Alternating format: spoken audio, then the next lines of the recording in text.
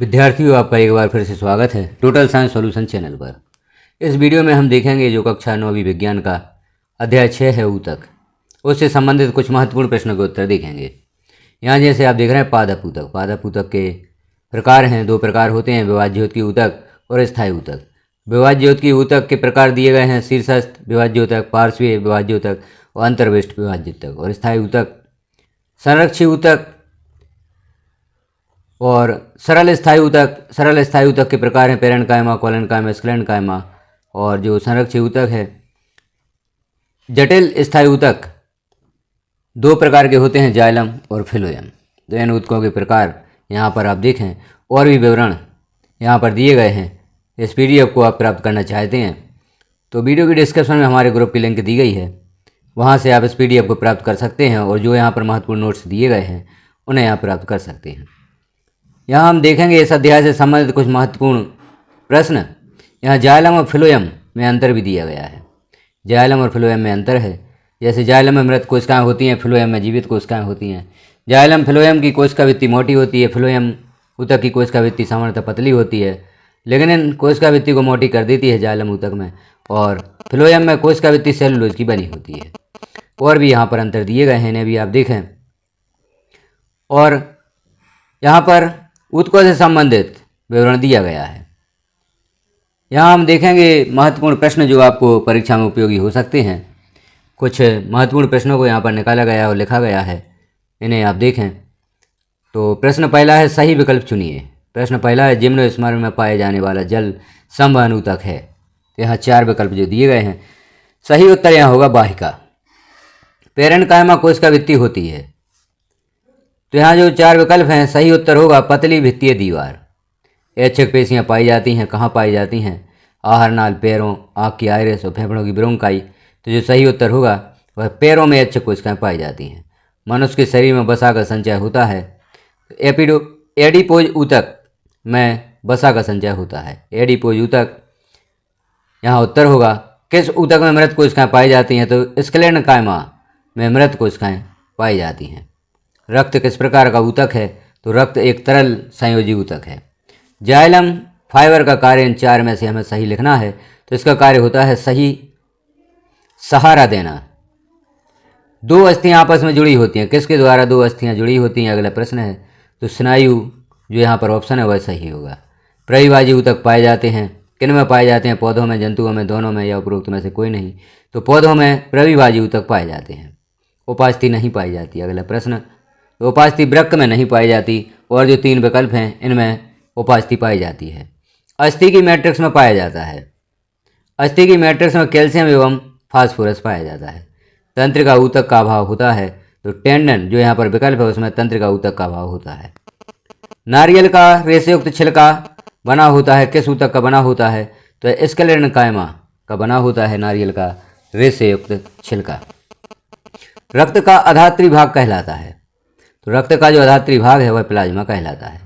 पत्तियों में एपिडर्मिस में पाए जाने वाले छिद्रों को क्या कहते हैं? तो पत्तियों की एपिडर्मिस में जो छिद्र पाए जाते हैं उन्हें स्टोमेटा कहते हैं। अगला प्रश्न है सत्य असत्य से संबंधित। यहाँ पर हमें सत्य और असत्य वाक्यों को देखना है, कौन से वाक्य सत्य हैं, कौन से असत्य हैं।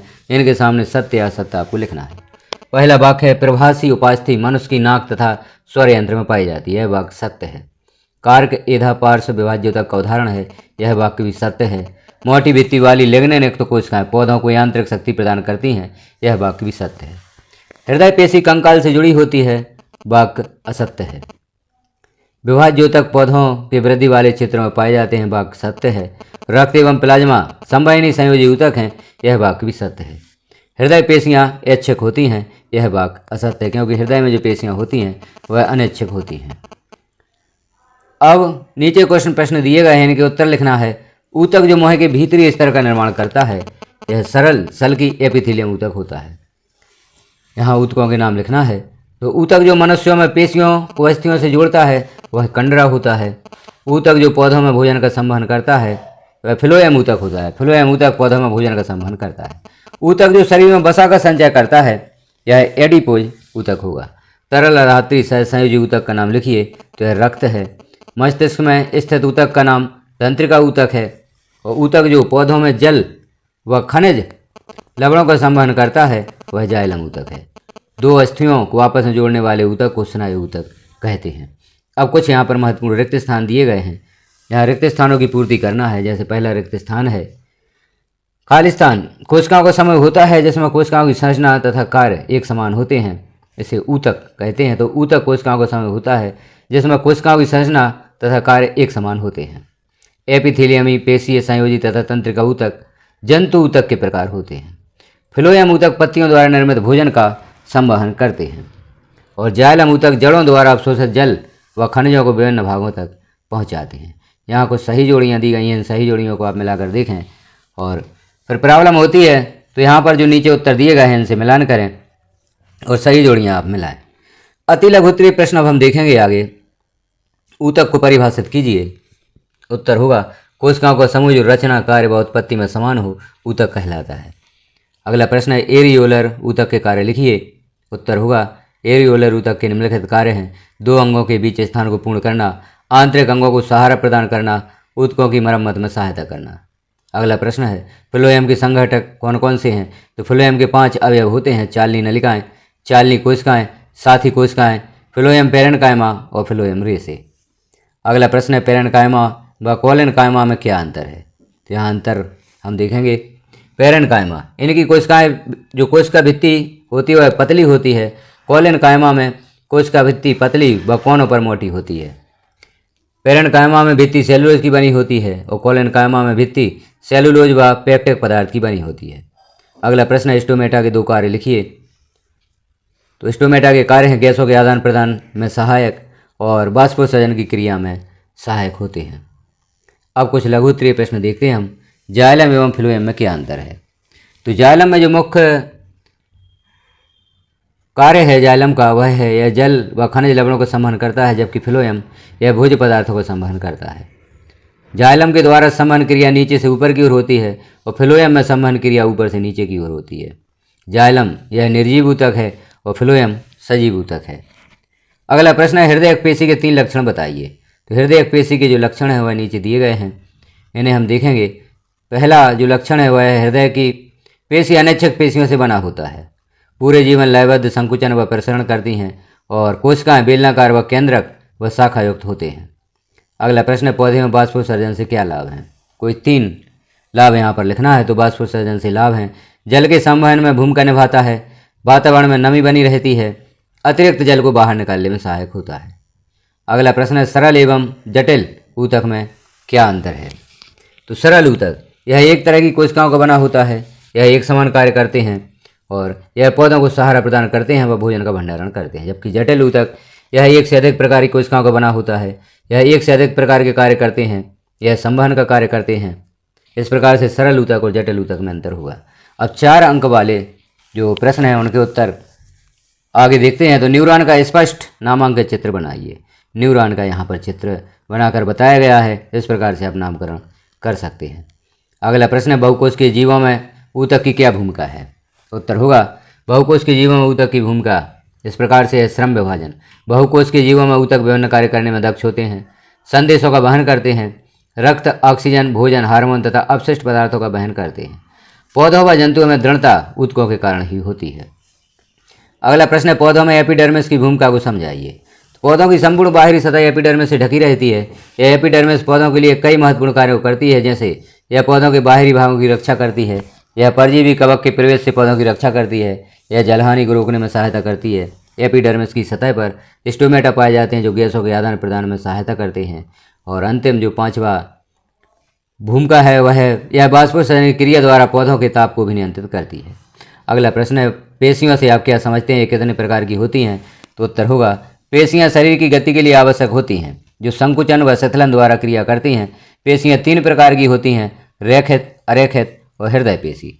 रेखित पेशी के बारे में यहाँ देखें तो रेखित पेशियों का संकुचन व शिथिलन जंतुओं की इच्छा पर निर्भर करता है, इसलिए इसे ऐच्छिक पेशी भी कहते हैं। कंकाल से जुड़ी होने के कारण इसे कंकालीय पेशी भी कहते हैं। इनका उदाहरण है हाथ व पैर की पेशियां। जबकि अरेखित पेशियों का संकुचन व शिथिलन जंतुओं की इच्छा पर निर्भर नहीं करता है, इसलिए इसे अनैच्छिक पेशियां भी कहते हैं। इन्हें चिकनी पेशियों के नाम से भी जाना जाता है। इनके उदाहरण हैं शरीर के आंतरिक भागों की पेशियां। अब निम्नलिखित में ऊतक के प्रकार की पहचान करें। जैसे यहाँ पर कुछ शब्द दिए गए हैं, अंगों के नाम दिए गए हैं और इनमें ऊतक कौन सा होता है वह हमें बताना है। तो त्वचा, एपिथेलियम ऊतक, पौधे का बल्क या बाहरी आवरण एपिडर्मिस, अस्थि संयोजी ऊतक, वृक्कीय नलिका स्तर एपिथेलियम ऊतक, संवहन मंडल जटिल ऊतक, हृदय पेशी ऊतक, नारियल के रेशे युक्त छिलके स्क्लेरेन्काइमा और रक्त संयोजी ऊतक होता है। निम्नलिखित दी गई तालिका को पूर्ण करें। अगला और अंतिम प्रश्न है जैसे स्थायी ऊतक। स्थायी ऊतक दो प्रकार के होते हैं, सरल ऊतक और जटिल ऊतक। और भी यहाँ पर जो पूर्व में हमने देखे थे उनके अनुसार आप इस जो तालिका है इसे पूर्ण करें, या आप अपनी पुस्तक की मदद से भी इस तालिका को पूर्ण कर सकते हैं। यदि आप इस तालिका को पूर्ण स्वयं करते हैं तो यह आपको याद भी हो जाती है। तो तालिका की पूर्ति आप स्वयं करें, कहाँ कौन से ऊतक का नाम आएगा, या यहाँ पर उत्तर जो दिया गया है बाद में इसे भी देखें यदि आपको प्रॉब्लम होती है। जैसे स्थायी ऊतक दो प्रकार के होते हैं, सरल और जटिल। सरल ऊतक तीन प्रकार के होते हैं, पेरेन्काइमा, कोलेन्काइमा और स्क्लेरेन्काइमा। और जटिल ऊतक दो प्रकार के होते हैं, जाइलम और फिलोएम। तो इस प्रकार से हमने देखे जो कक्षा 9वीं विज्ञान का अध्याय 6 है ऊतक, उससे संबंधित प्रश्नों के उत्तर। आप इन प्रश्नों के उत्तर तैयार करें और परीक्षा की तैयारी करें। यह प्रश्नों के उत्तर आपको परीक्षा में उत्तीर्ण होने हेतु आपकी काफ़ी मदद करेंगे। पूर्व के अध्यायों के प्रश्नों के उत्तर देखना चाहते हैं तो चैनल पर विजिट करें और चैनल को सब्सक्राइब कर लें, ताकि आगे के अध्यायों के प्रश्नों के उत्तर जैसे ही चैनल पर पब्लिश किए जाते हैं तो नोटिफिकेशन के रूप में आपको प्राप्त हो सकेंगे। वीडियो आपको प्राप्त होता है तो अपने साथियों में भी शेयर करना ना भूलें। धन्यवाद।